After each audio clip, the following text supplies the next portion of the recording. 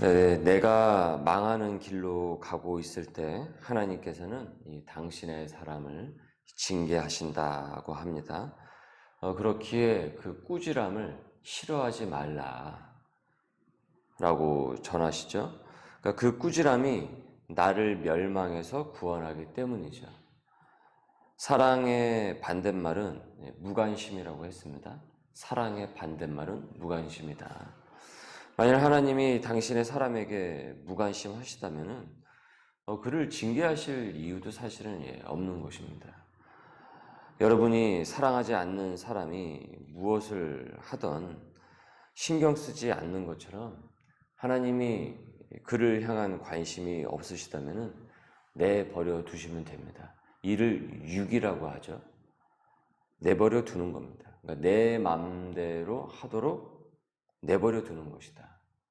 실제 신의 형벌 중 가장 가혹한 형벌은 유기라고 할 수가 있을 것 같습니다. 상관하지 않는 것이죠. 그저 저 하고 싶은 대로 냅둬 버리는 것이죠. 그는 그 무엇도 나를 구속을 하지 않는다라고 생각을 하기 때문에 자유라고, 잠시 자유라고 착각이 들 수는 있을지 모르겠지만 결국 그 길이 망하는 길로 가고 있음을 종국에는 깨닫게 됩니다. 인간은 죄성이 가득한지라 그 죄가 자기를 끌고 가기 때문이죠. 죄의 결말은 여러분 사망입니다. 사람은 스스로 알고 있어요. 나를 그대로 내버려 두면 내가 하고 싶은 대로 그대로 그 누구도 내게 간섭하지 않으면 내가 얼마나 내 욕구대로 사는지, 그리고 내 욕구가 나를 얼마나 안 좋은 길로 끌고 가는지 알고 있음에도 불구하고 그것이 조절이 되질 않아서 나도 모르게 계속 그 길로 가고 있는지, 어떤 결과를 직면을 하는지 경험상 우리는 조금 철이 들면은 이제 그걸 다 알고 있습니다. 그 죄의 결말이 예수 그리스도의 십자가로 말미암아 그래서 의의 결말이 생명이 되는 것입니다. 그래서 요한복음 3장 16절에 하나님이 세상을 이처럼 사랑하사 독생자를 주셨으니 이는 그를 믿는 자마다 멸망하지 않고 영생을 얻게 하려 하심이라. 그래서 이렇게 말씀을 하시는 것입니다. 11절에 오늘 본문 말씀 11절에 내 아들아 여호와의 징계를 경히 여기지 말라. 그 꾸지람을 싫어하지 말며 대저 여호와께서 그 사랑하시는 자를 징계하시기를 마치 아비가 그 기뻐하는 아들을 징계함같이 하시느니라. 지혜를 얻은 자와 명철을 얻은 자는 복이 있나니. 하나님께서 사건으로 징계를 하시고 그리고 꾸짖으실 때 우린 원망이 아니라 회개와 자기 삶의 이 자국을 돌아보면서 회개를 해야 되는 겁니다. 그것이 여러분 지혜입니다. 그러니까 이 회개가 지혜롭도록 우리를 이끌어가는 거예요. 저주되는 말과 그 행동의 그 반복을 끊어내는 것입니다.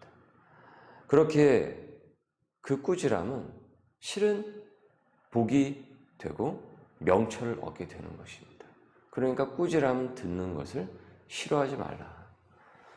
우리가 말씀을 공부를 하고 그러면은 이 말씀이 나를 위로하고 격려하고 일어서게도 우리를 이 마음을 부욕해도 하지만은 때로는 이 말씀이 어떻습니까?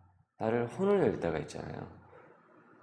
그리고 때로는 그 말씀을 내가 덮고 다른 말씀, 그래서 내 기호에 맞는 말씀을 취사 선택하고픈 하는 그런 우리 마음에 그런 이 생각이 들 때가 많이 있단 말이죠. 그런데 우리가 말씀을 처음부터 그래서 끝까지 다 보아야 되는 것입니다.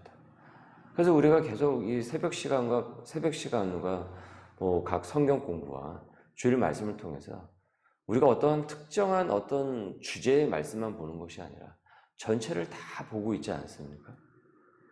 그럼 당연히 거기서 꾸지람이 되는 말씀을 우리가 듣게 되죠. 근데 우리가 그것을 싫어하면 안 된다라는 거예요. 그리고 결국 그 말씀이 나를 살린다라는 것이죠.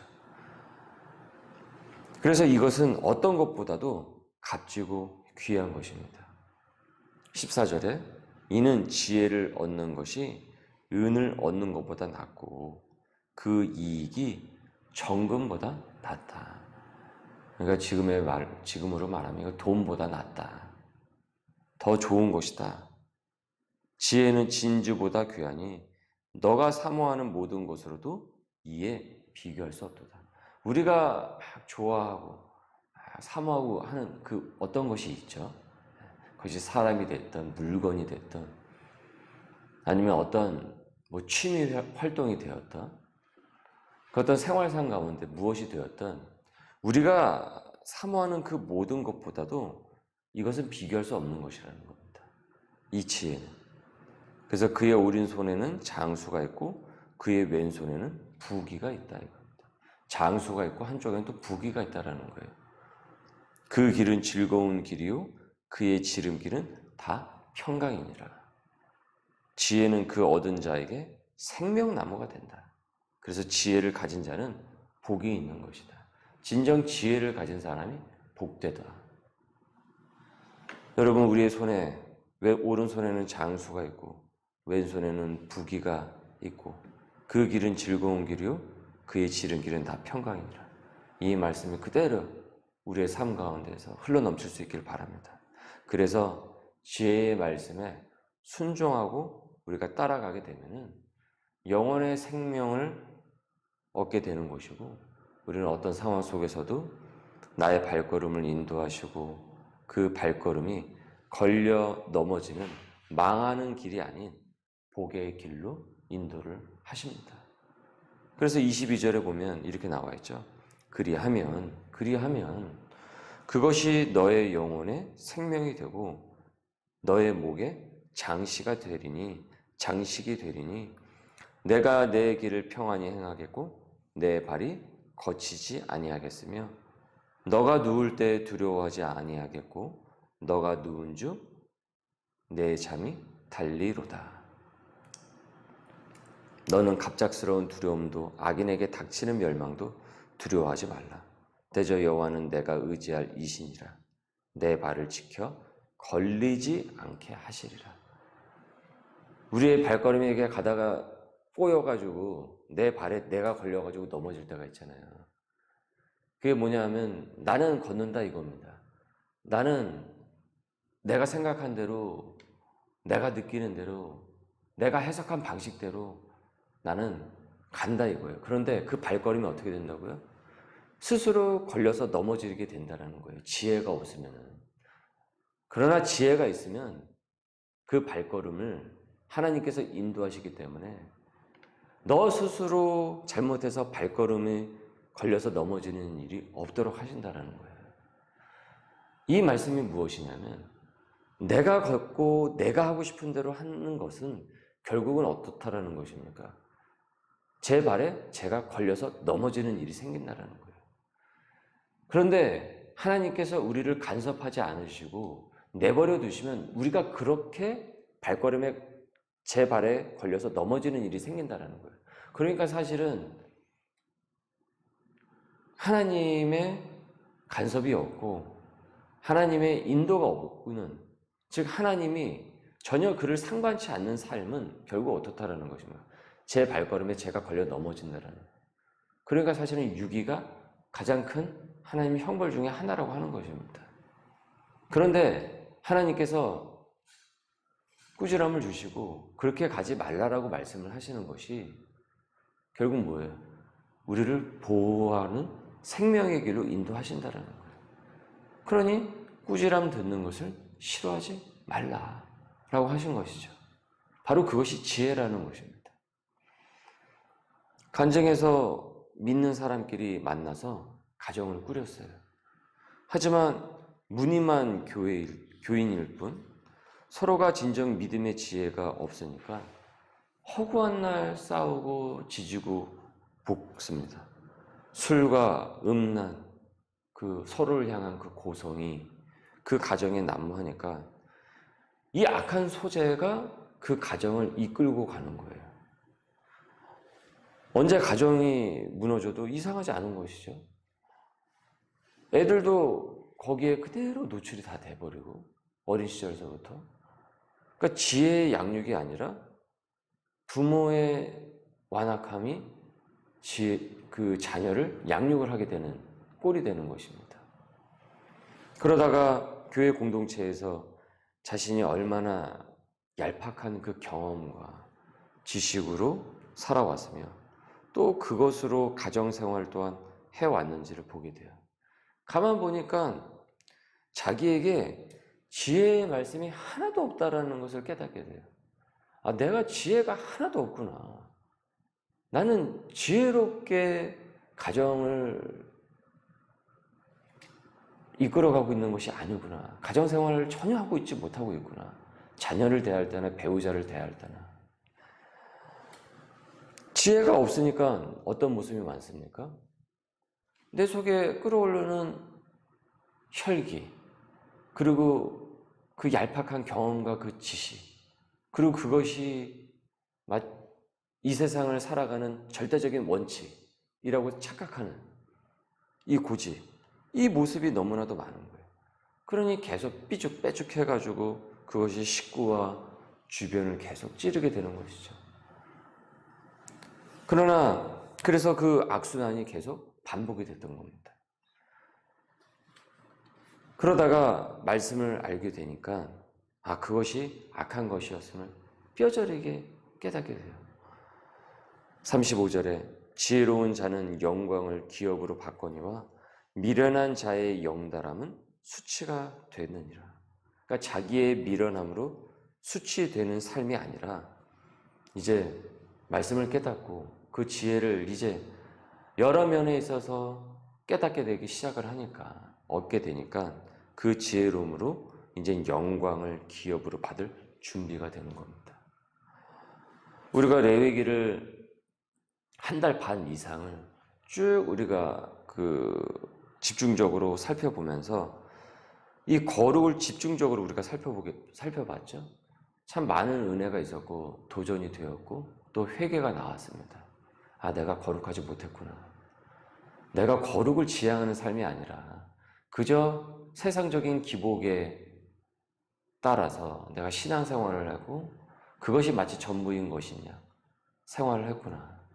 내가 거룩한 삶을 지향할 때 진정한 복이 내 삶 가운데서 임하게 되는구나. 이것을 우리가 이 레위기를 묵상하면서 깨달았어요. 이번 잠언서는 우리로 하여금 지혜를 갖추게 합니다. 과연 지혜가 무엇인가? 나는 정말 지혜로운 사람인가? 지혜가 있는 삶을 내가 지금까지 살아왔는가? 영광을 기업으로 받게 하시려는 그 하나님의 뜻을 우리가 이 잠언서를 묵상을 하면서 깨닫게 될 것입니다. 지혜 없는 생활이 아닌 지혜 있는 생활이 되도록 지혜롭게 선택하고 영광된 길을 가도록 우리가 이 잠언서를 묵상하면서 우리는 그 하나님의 계획하심을 우리가 얻게 될 것입니다. 그래서 여러분 이 기간 말씀을, 여러분 이 잠언서 말씀을 잘 따라가십시오. 기도를 또 많이 하십시오. 지혜를 주시옵소서. 그리고 지혜에 있는 선택을 하게 하여 주옵소서. 주님, 이 잠언서를 새벽에 묵상을 할 때 이 기간 가운데 나의 지혜 없음을 깨닫게 하여 주시고 진정 내가 지혜를 얻을 수 있도록 은혜를 부어 주옵소서.